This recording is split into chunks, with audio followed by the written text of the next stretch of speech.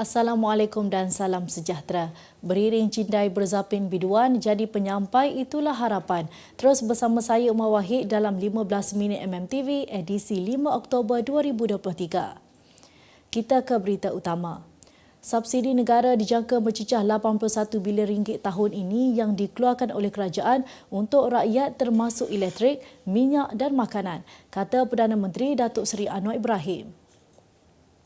Anwar berkata walaupun angka tersebut dilihat tinggi namun mengurangkan jumlah subsidi itu tanpa melihat kepada keperluan rakyat bukan satu pilihan kepada kerajaan bagi memastikan rakyat tidak terbeban terutama dengan kos sara hidup masa kini. Mengakui dengan jumlah subsidi yang begitu besar, tiada negara yang mampu untuk bertahan. Tambahnya pihaknya kini sedang melaksanakan tindakan ke arah mengurangkan beban yang ditanggung kerajaan. Jelasnya, rasionalisasi subsidi yang sedang dilaksanakan kerajaan kini juga adalah penting dalam memastikan rakyat dapat dibantu dan ekonomi negara sentiasa kekal ampuh. Beliau yang juga Menteri Kewangan berkata menerusi langkah tersebut, subsidi elektrik untuk 1% kumpulan rakyat terkaya telah dibatalkan namun ia tidak akan membebankan kerana 99% rakyat tidak akan terkesan. Selain itu, jelasnya Lembaga Tabung Haji juga diminta mengkaji semua subsidi bagi kos mengerjakan haji untuk golongan kaya yang mana kos subsidi golongan itu akan dapat dimanfaatkan semula kepada golongan yang lebih memerlukan.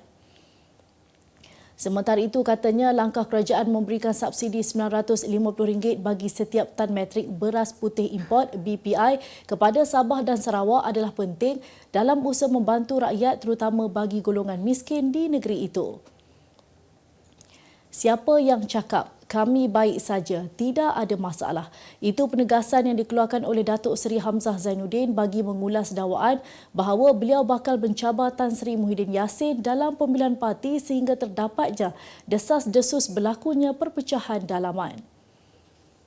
Hamzah menjelaskan tidak timbul langsung isu yang parti itu sedang berantakan dan dia kononnya bakal bertanding merebut jawatan Presiden Bersatu yang kini disandang Muhyiddin.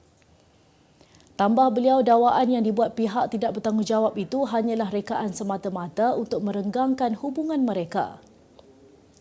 Media sebelum ini melaporkan Hamzah antara disebut sebagai pencabar utama jawatan tertinggi itu sekiranya Muhyiddin selaku Presiden memutuskan untuk tidak bertanding pada pemilihan akan datang.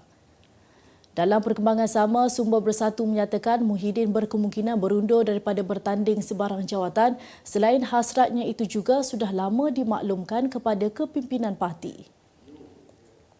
Bekas Perdana Menteri Datuk Seri Najib Tun Razak gagal mendapatkan kebenaran merayu di Mahkamah Persekutuan berhubung perintah injaksi Mareva yang diperoleh SRC International Sdn Bhd yang menghalangnya daripada memindahkan atau melupuskan mana-mana asetnya berjumlah 42 juta ringgit. Panel 3 Hakim Mahkamah Persekutuan yang diketuai Tan Sri Nalini Padmanathan dan bersidang bersama-sama Datuk Nordin Hassan dan Datuk Abu Bakar Jais sebulat suara memutuskan bahawa tiada keperluan untuk mahkamah berbuat demikian. Susulan keputusan itu, mahkamah itu juga mengarahkan Najib membayar kos sebanyak RM30,000. Permohonan Najib untuk mengetepikan perintah injaksi Mareva itu sebelum ini ditolak Mahkamah Rayuan pada 6 Disember tahun lalu selepas memutuskan Mahkamah Tinggi sudah mempertimbangkan undang-undang dan menganalisis bukti dalam avidavit SRC International sebelum membenarkan injaksi tersebut. Bagi merayu keputusan Mahkamah Rayuan itu, Najib perlu mendapatkan kebenaran daripada Mahkamah Persekutuan terlebih dahulu. Mahkamah Tinggi pada 24 Mac lalu membenarkan injaksi Mareva kepada SRC International dan mengarahkan Najib supaya tidak memindahkan, melupuskan, berurusan atau mengurangkan nilai mana-mana aset mereka di dalam dan di luar Malaysia yang bernilai sehingga 42 juta ringgit, sementara saman difailkan syarikat itu terhadapnya diputuskan mahkamah. Dalam perintah itu juga, Ahli Parlimen Pekan itu hanya layak mengeluarkan RM100,000 sebulan untuk perbelanjaan sara hidup dan bayaran yuran guaman. Penguatkuasaan Akta Insolvensi Pindaan 2023 A1695 akan dilaksanakan di negara ini bermula esok.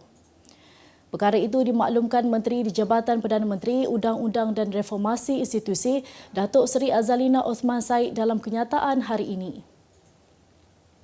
Katanya penguatkuasaan Akta A1695 membuktikan keprihatinan kerajaan memberikan peluang kedua kepada individu bankrupt bagi meneruskan kehidupan dengan lebih baik.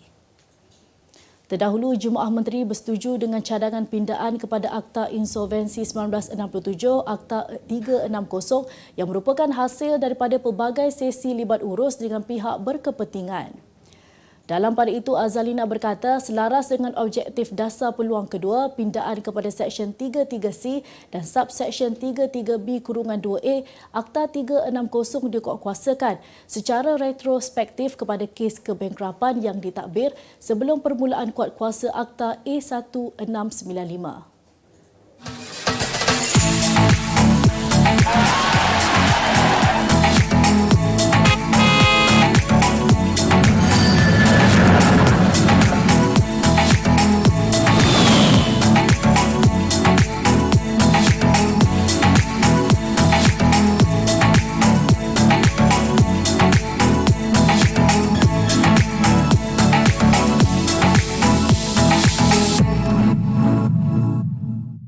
Kita kembali lagi.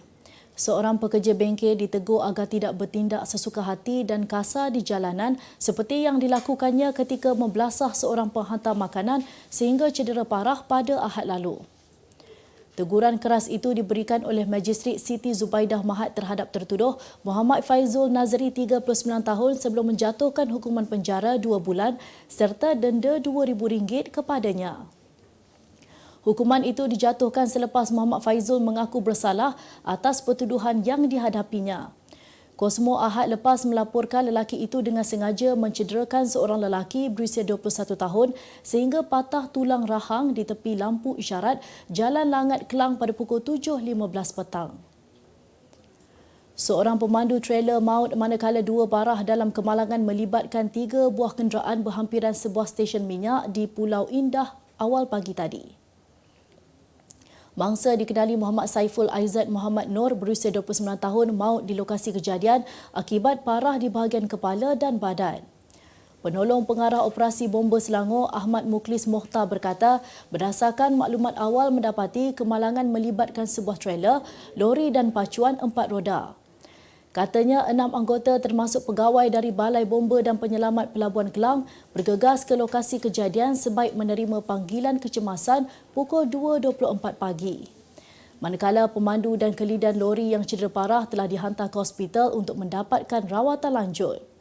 Jelas beliau seorang lagi pemandu pacuan 4 roda tiada di lokasi kejadian difahamkan telah menuju ke Balai Polis untuk membuat laporan susulan insiden itu. Berita luar negara. Seorang wanita yang membunuh anaknya berusia 5 tahun secara kejam dengan memenggal kepala serta bertindak memakannya diisytiharkan sebagai tidak siuman oleh Mahkamah Zagazig di Mesir. Hana Muhammad Hassan, 29 tahun, dibicarakan atas kes pembunuhan anaknya Yusof, namun barisan hakim memutuskan bahawa wanita itu tidak layak untuk membuat pengakuan. Sebaliknya, menerusi penghakiman didedahkan pada 30 September lalu, mereka memaklumkan Hana membunuh kanak-kanak itu ketika dalam keadaan tidak siuman dan harus ditahan di unit psikiatri. Hana ditahan pihak berkuasa selepas bapa saudara mangsa menemukan beberapa bahagian tubuh badan Yusof di dalam baldi di kediamannya di Fakus Utara, Mesir. Susulan penahanan wanita itu, polis memberitahu Hana juga mengaku makan sebahagian kepala Yusof yang dipenggal ketika mahu anaknya kekal berada bersamanya selama-lamanya. Selepas penahanannya, Hana memberitahu kepada polis bahawa dia menghidap penyakit mental dan tidak berniat membunuh anaknya. Dengan itu, Hana diperintah menjalani rawatan psikiatri di Hospital Kesihatan Mental dan Neurologi Abbasiyah di Kahirah. Seorang wanita di Brazil melahirkan 6 bayi dalam masa 10 minit menerusi kaedah pembedahan ketika usia kandungan mencecah 27 minggu. Quezia dan suaminya, Magdil Costa, 31 tahun, mengetahui bahawa mereka akan menyambut kelahiran 6 bayi seawal April lalu.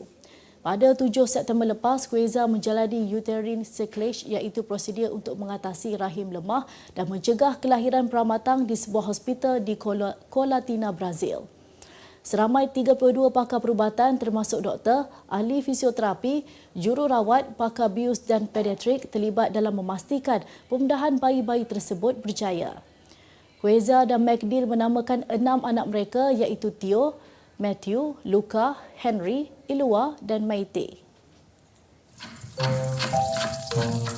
Encik Tahu Buntu memikirkan bagaimana beliau hendak sambung pelajaran ke peringkat PhD. Apa susah-susah? PSN kan ada? Betul ke?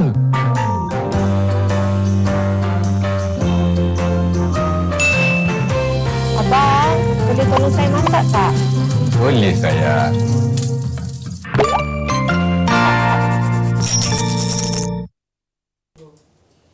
Berita ekonomi. Kerajaan perlu bersiap sedia dari awal dengan memperuntukkan bajet lebih untuk sektor pendidikan dengan sasaran negara menuju ke arah agenda pendidikan digital. Presiden Kesatuan Kebangsaan Guru-Guru dalam Perkhidmatan Pelajaran Malaysia Kongres, Jasni Mat Kecik berkata, pengenalan sistem pembelajaran berkonsepkan digital tidak dapat direalisasikan sepenuhnya di Malaysia kerana masih terdapat banyak sekolah yang daif tidak mempunyai keperluan yang lengkap.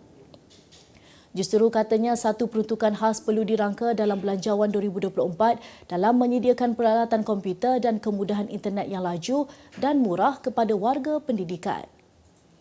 Sementara itu, pakar kesihatan komuniti Fakulti Perubatan Universiti Kebangsaan Malaysia UKM, Profesor Dr. Sharifah Izzat Wan Putih berkata, kerajaan harus fokus peruntukan bagi isu wabak baharu yang berkemungkinan melanda negara. Beliau berkata kerajaan juga perlu fokus kepada kesihatan primer dan kesihatan awam, malah Malaysia perlu bersedia mengeluarkan vaksin serta ubatan sendiri untuk negara sekiranya terdapat wabak lain yang merebak, ia boleh dijual ke negara lain. Telekom Malaysia Berhad TM memperkenalkan pakej jalur lebar Unify baharu dengan menawarkan kemampuan lebih tinggi melalui pengurangan harga yang ketara, perkhidmatan gaya hidup tertumpu nilai tambah dan penyelesaian perniagaan bersepadu. Syarikat itu menjelaskan pakej baharu Unify itu bertujuan untuk menambah baik pengalaman pelanggan kepada internet baharu 100 MB sesaat yang memberikan pengalaman pengguna terbaik seiring dengan corak penggunaan kebanyakan isi rumah di Malaysia. TM mengumumkan penurunan harga ketara bagi pelan Unify 100 MB kepada RM99 sebulan untuk masa terhad sahaja setanding dengan pelan 30 MB sebelum ini pada RM89 sebulan bagi memastikan lebih ramai rakyat Malaysia boleh memanfaatkan kelajuan internet yang lebih tinggi pada harga lebih rendah. Dalam pada itu, kesemua pelanggan Unify yang layak akan dinaik taraf secara automatik kepada kelajuan internet yang lebih tinggi tanpa sebarang obligasi dan kontrak semula perkhidmatan tidak diperlukan. Beralih ke berita sukan. Sehari selepas membenam juara dunia Kulavut Vitisan, hasrat Lee Zijia untuk melangkah ke separuh akhir Sukan Asia 2022 berkecai selepas tewas kepada pemain India Pranoy HS hari ini.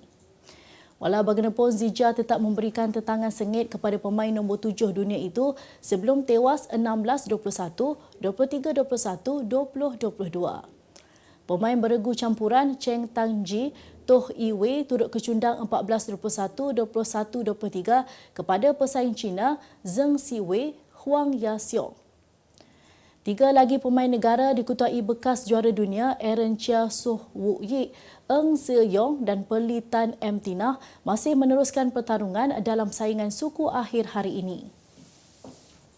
Bintang muda Johor Darul Takzim JDT Arif Aiman Hanapi teruja apabila berjaya meledak 2 gol ketika membantu Harimau Selatan melakar kemenangan pertama dalam saingan Liga Juara-Juara Asia ACL kemarin.